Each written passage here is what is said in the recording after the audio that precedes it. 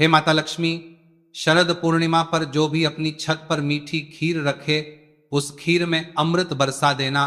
देखिए, इस बार शरद पूर्णिमा है 6 अक्टूबर को, और नारद पुराण के अनुसार इस पूर्णिमा तिथि पर रात में मां लक्ष्मी अपने हाथों में वर और अभय लेकर के घूमती है, जो भी उन्हें जागते हुए दिखाई देते हैं।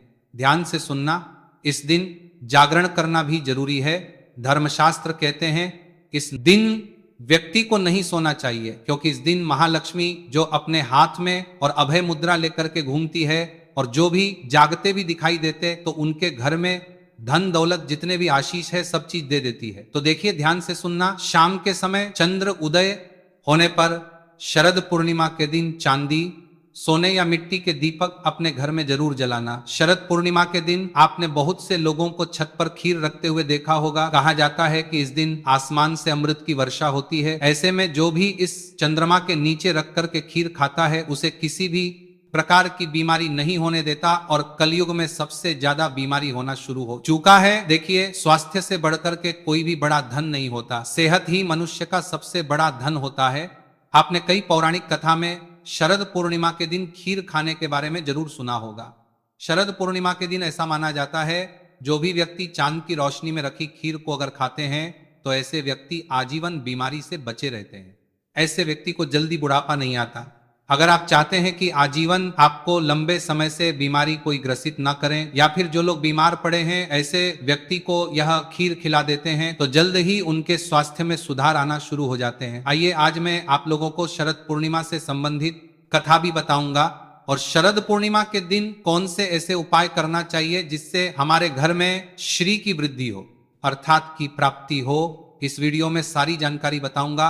हाँ, आप सभी दर्शकों से गुजारिश करना चाहूंगा, इस वीडियो को अपने फायदे के लिए ध्यान से जरूर देखना। अगर आप जो है आज की वीडियो मिस कर देते हैं तो फिर शरद पूर्णिमा के दिन मिलने वाले फायदे के लिए बारे में अनजान रह जाएंगे, क्योंकि इस दिन चंद्रमा 16 कला से परिपूर्ण रहता है, इसलिए इस दिन कोई भी उपाय करेंगे वह जल्दी फलकारी होता है। तो देखिए, ध्यान से सुनना। कथा, जब द्वापर में भगवान श्री कृष्ण का जन्म हुआ तब मां लक्ष्मी राधा रूप में अवतरित हुई, और भगवान श्री कृष्ण और राधा की अद्भुत रासलीला की जो आरंभ है ये शरद पूर्णिमा के दिन ही माना जाता है। और ऐसी भी मान्यता है कि शरद पूर्णिमा की रात को ही भगवान श्री कृष्ण ने महाराजस किया था। भगवान श्री कृष्ण ने बंसी बजा करके गोपियों को अपने पास बुलाया था और ईश्वरीय अमृत पान कराया था। श्री कृष्ण ने इस दिन ऐसा महाराज था कि चंद्रमा भी कान्हा और गोपी के नृत्य देख करके मोहित हो गया था, और कई दिनों तक इस रात की सुबह ही नहीं हुई। अर्थात जो है ये शरद पूर्णिमा की रात्रि है, ये लंबे समय तक द्वापर युग में चली थी।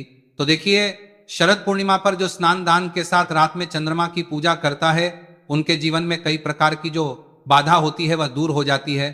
और एक खास कथा में भी ये जानकारी मिलती है शिव भक्तों के लिए कि शरद पूर्णिमा के विषय महत्व में भगवान शंकर जो है शरद पूर्णिमा के दिन, इस दिन इनका जन्म हुआ था, अर्थात भगवान शरद पूर्णिमा के दिन ही प्रकट हुए थे। और यह भी कहा जाता है शरद पूर्णिमा के दिन ही जो भगवान शंकर जी के प्रथम पुत्र कहे जाते हैं कार्तिक, जी हाँ, कार्तिक जी का भी जन्म शरद पूर्णिमा के दिन ही हुआ था, इसीलिए इसी दिन से कार्तिक स्नान करने का महत्व बताया जाता है। आपकी इसके बारे में क्या राय है, हमें कमेंट सेक्शन में जरूर बताना। और कल भी मैं आप लोगों को मैं बताया था कि लंकापति रावण ने शरद पूर्णिमा की रात, ध्यान से सुनना, लंकापति जो रावण है शरद पूर्णिमा की रात में चांद की किरणों को दर्पण के माध्यम से अपने नाभि पर रख करके ग्रहण करता था, और इस प्रक्रिया से उन्हें पुनः नवयवन प्राप्त होता था, अर्थात उन्हें बुढ़ापे ने कभी भी नहीं सताया। चांदनी रात में कम से कम 10 से 12 बजे के बीच में आपको कम वस्त्रों में शरद पूर्णिमा के दिन जरूर घूमना चाहिए, इससे ऊर्जा की होती है। पौराणिक मान्यता के अनुसार शरद पूर्णिमा के दिन माता लक्ष्मी का अवतरण भी हुआ था। इस दिन समुद्र से अमृत भी निकला था, और शरद पूर्णिमा के दिन माता लक्ष्मी उल्लू पर सवार होकर के प्रत्येक मनुष्य के द्वार पर आती है। इसीलिए इस दिन कभी भी आप अपने घर का जो द्वार है, मुख्य द्वार का जो दरवाजा है, मुख्य द्वार के जो कपाट होते हैं, इसे जो है बंद नहीं करना चाहिए, बिल्कुल ही इसे खुले रखना चाहिए। शरद पूर्णिमा के दिन शरद पूर्णिमा के दिन 3 योग बन रहे हैं, ध्रुव योग बन रहे हैं, इसके साथ उत्तरा भाद्र और रेवती नक्षत्र बन रहे हैं, तो 3 जबरदस्त दुर्लभ योग बन रहे हैं, संयोग बन रहे हैं। तो शरद पूर्णिमा के दिन अगर कोई भी उपाय करते हैं, कोई भी टोने टोटके करते हैं, ये तत्काल रिजल्ट देते हैं, चाहे आपकी गरीबी मिटाने में हो, चाहे आपकी कंगाली मिटाने में हो। आइए इस वीडियो में जानते हैं पूर्णिमा के दिन किए जाने वाले उपाय। वीडियो में आगे बढ़ने से पहले, जानकारी बताने से पहले सभी दर्शकों से निवेदन करना चाहूंगा, वीडियो में आगे बढ़ने से पहले अभी तक कमेंट बॉक्स में जय माता लक्ष्मी नहीं लिखा है तो जय माता लक्ष्मी जरूर लिख देना, क्योंकि इस दिन माँ लक्ष्मी अर्थात श्री समुद्र मंथन से उत्पन्न हुई थी और माँ लक्ष्मी की जो लोग विशेष रूप से कृपा प्राप्त करना चाहते हैं तो इस दिन जरूर उपाय करना। ये आपकी फूटी किस्मत के ताले खोलेंगे, बंद किस्मत के ताले खोलेंगे। कैसा भी आपका दुर्भाग्य हो, दुर्भाग्य को दूर करके सौभाग्य में बदल देंगे। 7 से 8 टोटके बताऊंगा, जो टोटका आपको अच्छा लगे वह टोटका करना। टोटके का मतलब है कि वह सरल आसान क्रिया जो कि कम समय में आपको अच्छे फायदे दें। बहुत से लोग टोटके को गलत दृष्टि से देखते हैं। टोटके हम उसे बोल सकते हैं जो कि कम समय में आपको अच्छे परिणाम दे, अच्छे फल दे। तो आपको करना क्या है, चंद्र उदय के बाद गंगा जल को चांद की रोशनी में रखना है। ध्यान से सुनना, अगर आप चाहते हैं कि आपके घर का वास्तु मजबूत हो जाए, आपके घर में किसी प्रकार की नकारात्मक शक्ति हो वह समाप्त हो जाए, तो चंद्र उदय के बाद गंगा जल को चांद की रोशनी में 10 से 15 मिनट तक रहने देना है और आपको उसी टाइम में रात्रिकालीन में ही आपको जो गंगा जल रखा है इसका छिड़काव पूरे घर में करना है। तो ऐसा माना जाता है इस उपाय से पूर्ण रूप से घर का शुद्धिकरण होता है और जो घर शुद्ध हो जाए ऐसे घर में स्वतः ही लक्ष्मी है। और इस प्रकार के उपाय अगर इस दिन किए जाए तो महालक्ष्मी ऐसे घर में स्वतः ही बिना बुलाए आ जाती है। रात 11 से 1 बजे के बीच खुले आसमान के नीचे चांदनी रात में उत्तर दिशा की ओर मुंह करके आपको बैठना है और महालक्ष्मी के आपको मंत्र का जाप करना है।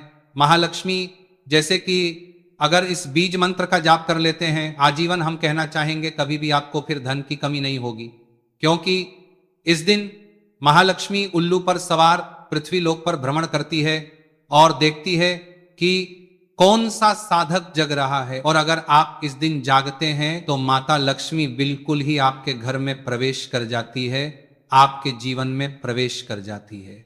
और ऐसा माना जाता है शरद पूर्णिमा की रात्रि को अगर कोई भी व्यक्ति चांद को निहारते हुए लंबे समय तक चांद को बिल्कुल ही एकटक देखता है, अर्थात अपनी पलक भी नहीं झपका, तो ऐसे व्यक्ति की जो दृष्टि होती है, जो देखने क्षमता होती है, ये गिद्ध जैसी बढ़ जाती है। जिनको रोशनी की परेशानी हो, अर्थात दूर की वस्तु दिखाई नहीं देती, या फिर ऐसे बहुत से लोग हो जाते हैं ना जो बोलते हैं गुरुजी हमारी आंखों में कमजोरी है। तो ये उपाय करने से, क्योंकि इस दिन 16 कला से परिपूर्ण हो रहे हैं, चंद्रमा तो बिल्कुल ही आपकी रोशनी भी बढ़ती है। शरद पूर्णिमा से लेकर के कार्तिक पूर्णिमा तक अगर कोई भी व्यक्ति प्रतिदिन शाम के समय में तुलसी के नीचे या फिर खुले आसमान के नीचे जलाता है तो दुहक और दरिद्रता का नाश होता है, ऐसा हमारे पुराणों में लिखा है। शरद पूर्णिमा पर मां लक्ष्मी की विशेष रूप से आपको पूजा अर्चना जरूर करनी चाहिए।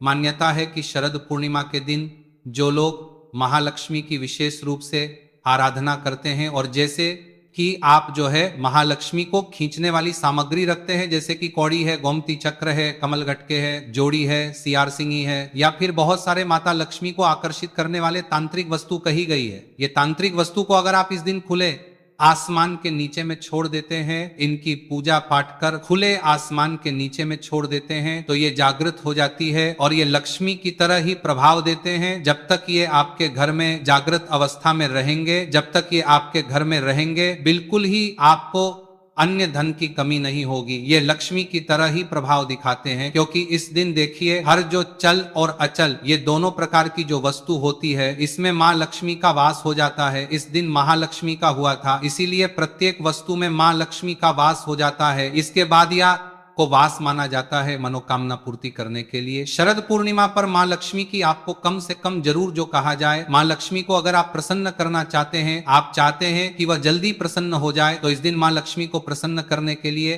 गुलाब के फूल जरूर एकत्रित करके रखें। हाँ जी हाँ, बिल्कुल ही आपको रात्रिकालीन 12 बजे के बाद माता लक्ष्मी की प्रतिमा है या फिर माता का जो फोटो है उनके सामने में कम से कम आपको 8, बिल्कुल ही 8 आपको गुलाब के पुष्प, लाल कलर के गुलाब के पुष्प समर्पित कर देना। इस उपाय से बड़ी मनोकामना की पूर्ति होती है। कमल से भी ज्यादा माँ लक्ष्मी प्रसन्न गुलाब के से होती है। जिस घर में अगर इस दिन गुलाब का इत्र छिड़का जाए, कमल की पुष्प, अगर कमल के पुष्प चढ़ाए जाए, या फिर अगर इस दिन गुलाब का इत्र छिड़का जाए, या फिर अगर इस दिन गुलाब का इत्र छिड़का जाए, ये गुलाब की पुष्प चढ़ाए जाए, या फिर अगर इस इत्र छिड़कने के बाद लाल कलर के 8 गुलाब अगर माँ लक्ष्मी को चढ़ाते हैं, तो ऐसे घर में सभी प्रकार की महालक्ष्मी स्वतः ही मनोकामना की पूर्ति कर देती है और सभी प्रकार के श्री प्रदान करती है, अर्थात धन प्रदान करती है।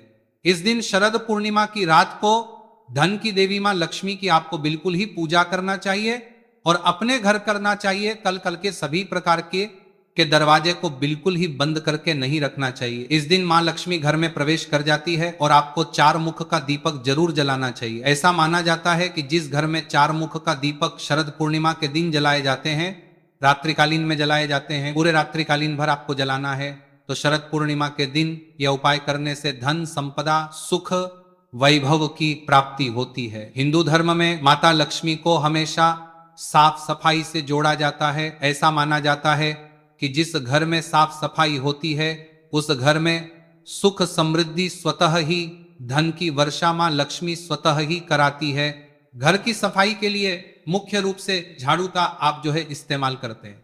झाड़ू में माता लक्ष्मी का वास माना जाता है और जो झाड़ू का स्वरूप है स्वयं मां लक्ष्मी का स्वरूप माना जाता है। तो अगर आप झाड़ू का अपमान करते हैं, अगर शरद पूर्णिमा के दिन घर की झाड़ू को गंदगी में रखते हैं, या आपका पैर लग जाता है, या आप उसका अपमान करते हैं, तो आपके घर में दरिद्रता आती है। बात का विशेष ध्यान रखना। हमारे धर्म शास्त्र भी कहते हैं शरद पूर्णिमा के दिन अगर कोई भी व्यक्ति अपने घर में झाड़ू खरीद करके लाते हैं और इस झाड़ू को लक्ष्मी की तरह अगर स्थान देते हैं, इस झाड़ू को लक्ष्मी मान करके इनकी पूजा करते हैं, तो ऐसी झाड़ू घर से सभी प्रकार की जितनी भी नकारात्मकता चीज है, जैसे कि दरिद्रता है, घर में आपके को लक्ष्मी आ गई है, घर में आपके दुहक है, दरिद्रता है, इसे भगाने का काम करते हैं। जिस प्रकार जो झाड़ू है ये बाहर करती है, उसी प्रकार हमारी गरीबी है, हमारे दुहक है, तकलीफ है, उसे भी ये बाहर निकालने का काम करती हैं।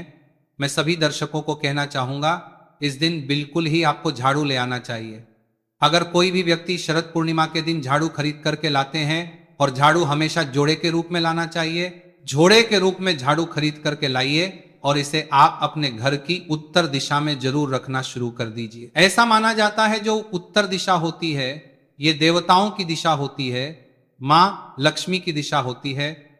उत्तर दिशा धन के आवागमन की दिशा होती है, अर्थात धन आने की दिशा होती है। बाकी अगर आप दक्षिण दिशा में झाड़ू को रखते हैं तो इस बात का विशेष ध्यान रखना, आपके हमेशा पैसे लॉस में जाते हैं, अर्थात पैसे जो है भागना घर से शुरू हो जाते हैं। तो इस दिन झाड़ू बिल्कुल ही आप जो है घर में खरीद करके लाइए। झाड़ू नहीं खरीदना चाहते तो 4 मुख का दीपक अपने घर में पूरी रात्रि भर जलने देना और घर का जो दरवाजा है वह खोल रखना, क्योंकि इस दिन मां लक्ष्मी प्रत्येक मनुष्य के द्वार पर आती है। जो घर खुला रहता है उस घर में बिना पूछे प्रवेश कर जाती है।